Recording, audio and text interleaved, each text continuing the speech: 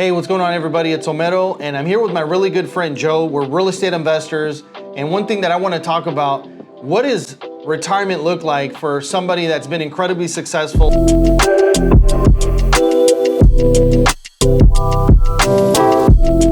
For those of you guys that don't know and haven't been following us, Joe is a good friend, and he's a former engineer. He's a retired engineer. I always like to tell people he's probably, if not one of the smartest people I've ever met in my entire life.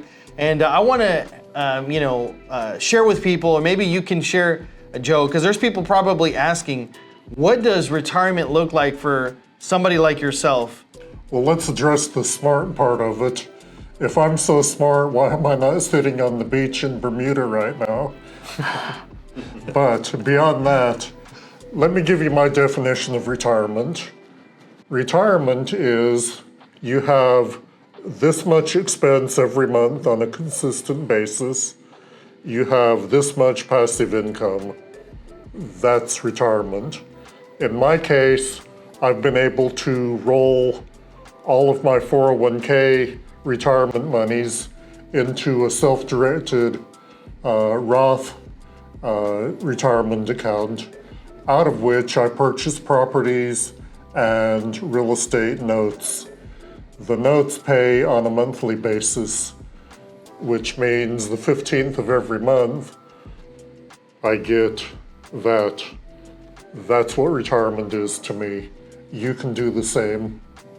Yeah, I mean, I know we've met several years ago and we partnered, right? You were working still in your full-time engineering job, and you had a little bit of capital, and it had, the resources, the knowledge, the energy to go out and chase these good opportunities, good deals that we needed to have capital, right? So we found capital, a private investor that was willing to partner with somebody like myself that I do this full time, and it created a win-win scenario. So I think anybody watching this video can find opportunities because we all need different things, right? Sometimes if you're somebody like myself that has a lot of energy, has the resources, the knowledge to find these great opportunities, that you're able to buy these properties at steep discounts, and or just find opportunities where you're able to structure it creatively.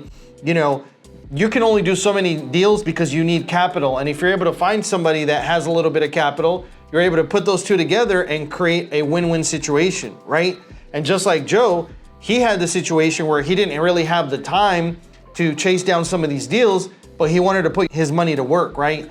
And I think anybody can do this business. And I've been incredibly blessed to be able to work with Joe, such a great person. And if you guys get a chance to know him, you'll know exactly what I'm talking about.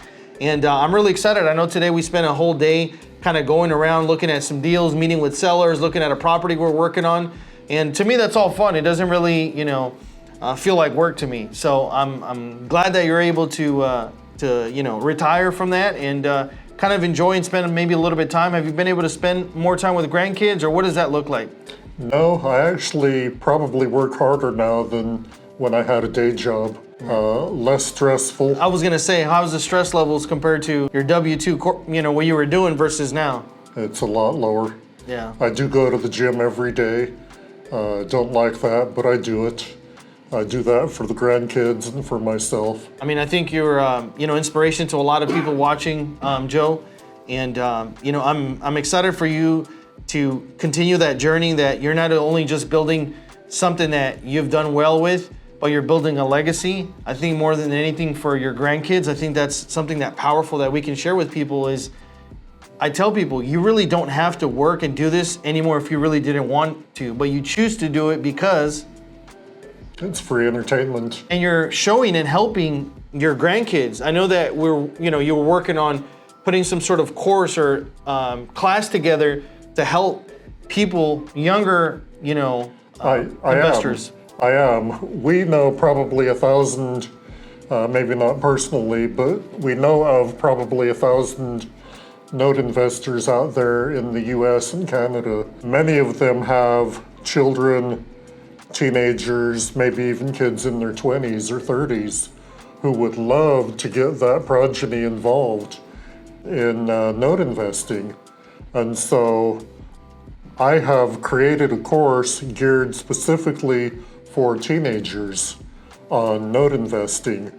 And the end goal is to get them sufficiently interested in note investing, and with the knowledge and management skills to manage a note, such that their parents or grandparents may trust them with a small note to make their own.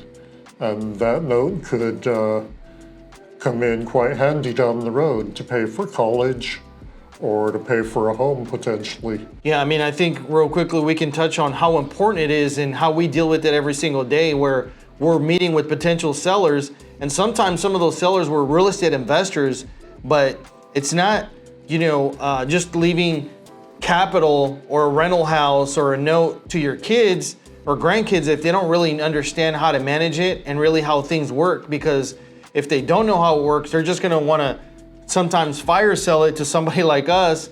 But if you really take the time, as Joe was saying, and really help them understand how finances work and how they're able to structure notes and how they work properly, they're able to carry on and really live out that legacy for not just, for themselves, but their kids as well and their grandkids, and it just keeps going, right? So one of the analogies I draw in the teenager note investing course is the case in the game Monopoly, wherein you own a property with houses and or hotels on it, and somebody lands on the property, and you may or may not notice that they landed there. If they're honest, they'll just pay you. If they're not, then they just keep right on going. The analogy is, regardless of whether they land on the property or past the property, the 10th, the 15th, the 1st, whatever it is of every month, that payment gets made on the note. And that's a different way of playing Monopoly. I'm excited to continue this journey with you, Joe, and just keep following. We'll put your information below, Joe, if people want to follow your story and kind of the success that you've had, and see what retirement looks like. I know that it changes every day, and I hope you're enjoying it. I know you've got a lot of things planned as far as maybe some travel, and keep learning. That's the thing that I will say that sticks out to me, Joe, is that I think that one of the biggest contributors to your success and your retirement has been that you've been a big student, and you've spent and invested a lot of money, thousands and thousands and thousands of dollars on your education, on note investing, and finances, real estate, all those different things, right? So it's ironic that the word education is used for both public schools and universities and real estate investment, because they're not the same kind of education. Yeah. One is how money works, how things work in the real world, versus ivory tower learning that may be polluted with who knows what. Yeah, and that's why we homeschool. That'll be another conversation. So hope you guys enjoyed this conversation. Keep an eye out. We'll be releasing more of these videos. Make sure you subscribe. Make sure you comment. If you have a question about anything that you may be going through or anything that we've talked about, we'd love to answer your question. So until next time, there's a lot of free resources on our websites that we have below and some of the classes that we offer. So I'll catch you guys on the next video. Thank you, Joe. Congratulations on retirement.